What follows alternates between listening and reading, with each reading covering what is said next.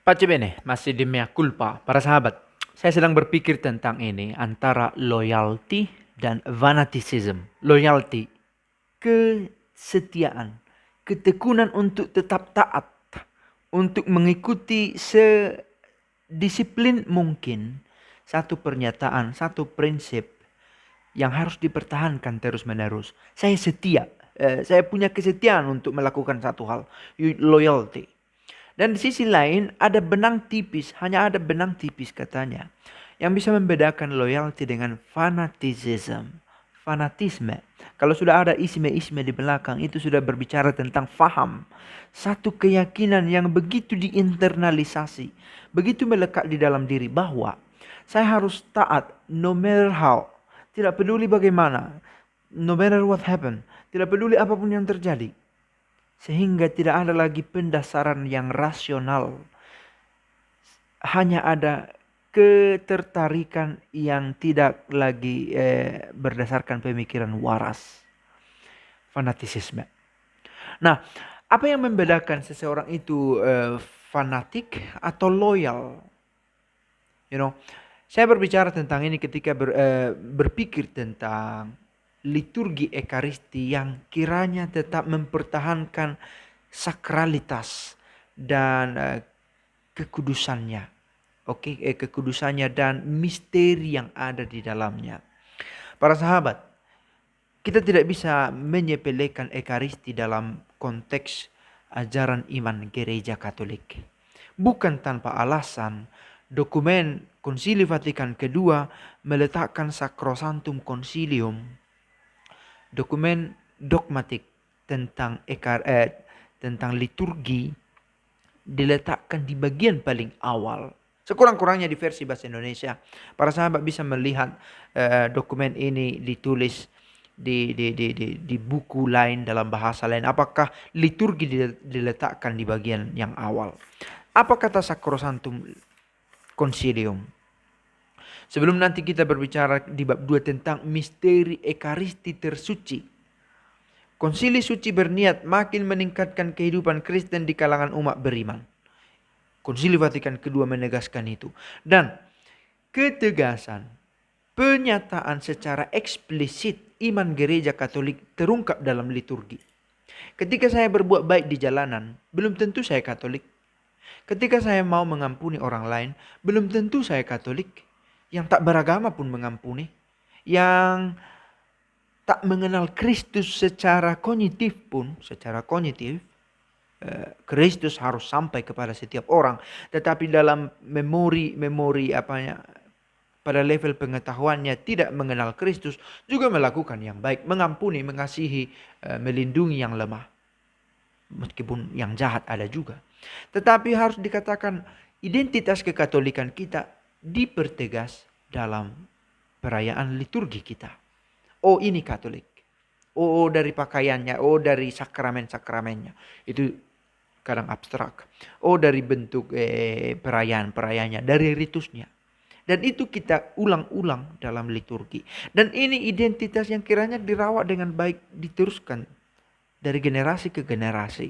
Dan dituntut loyalty untuk meneruskan itu. Nah, di mana kita menemukan batas yang terang? Oh, saya sedang loyal kepada liturgi gereja Katolik. Atau, oh, yang ini sudah terlalu fanatik terhadap gereja Katolik. Nah, saya menemukan contoh untuk bisa membedakan itu. Kemarin saya katakan dalam satu video. Sebagai sebuah perayaan iman, kiranya bukanlah hal yang tepat ketika ekaristi menjadi media, menjadi lokus bertoleransi. Toleransi secara kontekstual kita mengerti hubungan saya dengan orang yang tak beragama Katolik dirawat.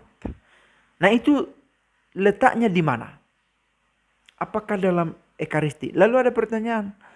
Lah, ada yang bukan Katolik juga ikut dalam petugas-petugas. Nah, seorang yang fanatik akan menolak itu. Tetapi seorang yang loyalis, setia pada tradisi bahwa ini adalah ajaran tersuci dari gereja. Ternyata ada orang yang ikut. Well, itu tidak merusak tradisi suci. Oke. Tetapi orang yang fanatik akan berpikir, hey, ini harus kita enyahkan. Karena ini perayaan dari gereja Katolik. No matter how, no matter what happen. Tidak peduli bagaimana dia bisa ikut. Tidak peduli apa alasannya dia ikut. Yang pasti tidak bisa. Seorang fanatis akan berkata begitu.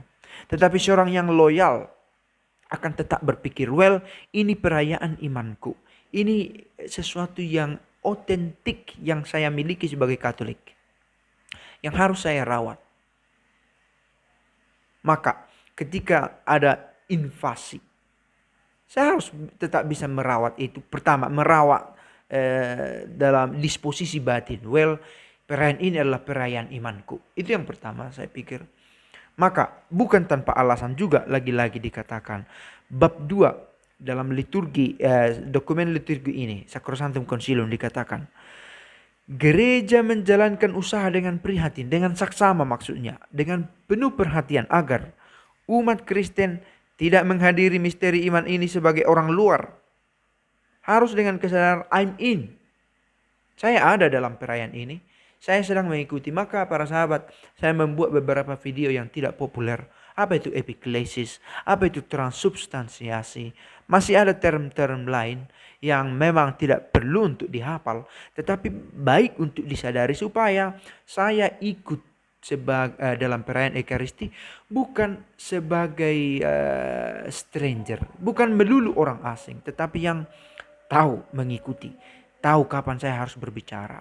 Ketika imam berkata, berdoalah saudara-saudari supaya persembahanku dan persembahanmu berkenan kepada Allah Bapa yang Maha Kuasa. Itu dikatakan oleh imam setelah sebelumnya dia mencuci tangan dengan berkata, ya Tuhan, bersihkanlah aku dari segala kesalahanku dan sucikanlah aku dari dosa-dosaku. Karena kalau hanya saya sebagai pribadi, saya tidak layak untuk perayaan sesuci ini. Maka berdoalah supaya persembahanku dan persembahanmu berkenan. Kita memohon kemurahan hati Allah. Apa arti dari yang saya katakan ini semua? Benar-benar berpartisipasi aktiflah umat siapapun dalam perayaan Ekaristi. Sebuah perjuangan. Maka ini dua yang terus-menerus kita ulang. Nah, bagaimana saya bisa menjadi tetap orang yang benar terlibat? Bahkan seorang Katolik sendiri pun sering kehilangan konsentrasi dalam perayaan Ekaristi. Gereja terus mengingatkan itu. Terutama dengan dokumen-dokumennya. Nah, ini kiranya dibawa oleh umat dalam disposisi batinnya. Tetap berpikir bahwa saya harus terlibat secara aktif di sini. Atau menolong orang lain untuk terlibat secara aktif. Aktif dalam arti, dalam pikirannya dia mengerti, dalam perbuatan ditunjukkannya. Nah, sekali lagi, kita mau mencoba seorang yang loyalis. Dalam artian positif. Itu yang mau saya tunjukkan. Dan fanatisisme.